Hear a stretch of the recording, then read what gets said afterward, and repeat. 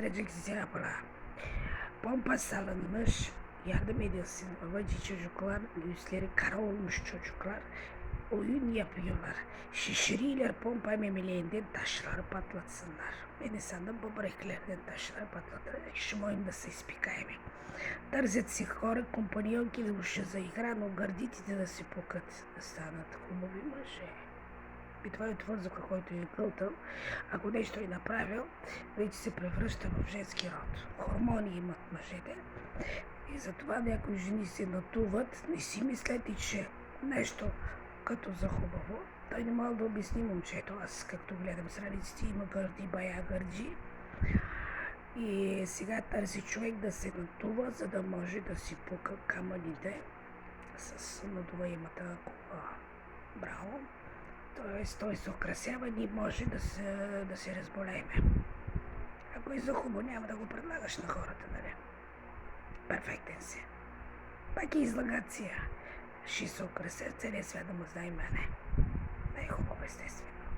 Такава работа трябва на 4 часа очи да хванеш една, да го сложиш вътре, за да може да играе с помпата, да може да дойде да ти изпука гърдите, защото се превърна в женски род. В началото на 2012 година трябваше да разкажете за какво става въпрос, защото някои сте оправили за хубост, а някой е пострадал. Ето доказва вече картите, кой каква игра е играла. И хубава игра. Значи имат право да пробват това нещо, имат право да си играем, ако това е гаранцията пък ако пукне и умре. И той да се украсява, защото въпреки че той знае как да го контролира, а другия човек да падне. Значи без пари украса правиш. Лекарите за нищо не стават. Отиди да ти изпука там гърдите, корема, да те направят, да те украсят. Що предлагаш на жените да се украсяват, да са хубави, значи си женски род. И си дразниш от жените. Сега си мога да отговаря на жените, красотите, които са се направили красота. Това, че са обърнали внимание на себе си. Това не мое. Аз съм без красота и пак се заяжда. Значи пак е силен. Ще превземеш целия свят. Как не да превземеш, като имаш играчка, която може да се бори през една минута. Натуваш гърдите да ти се изчистят. Ще превърнат в женски род. Или ще опариш мазеници. Аз мисля, че убива живото месо. Затова се шашкат лекарите. Какво е станало? И търсят стара ипотека, а лекаря ми трябва, който в началото те е направил някак си да загрозееш или хубавееш, пъто да разболя. Хубави лекари си иначе. Всички като фанеш от заболекар, да преглед за ушите.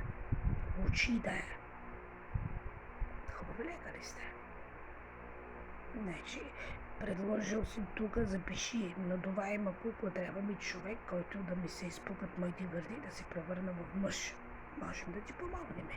Ма не, ей така, защото той не може да носи или да разходи на това нещо за игра, за да може да стане красив.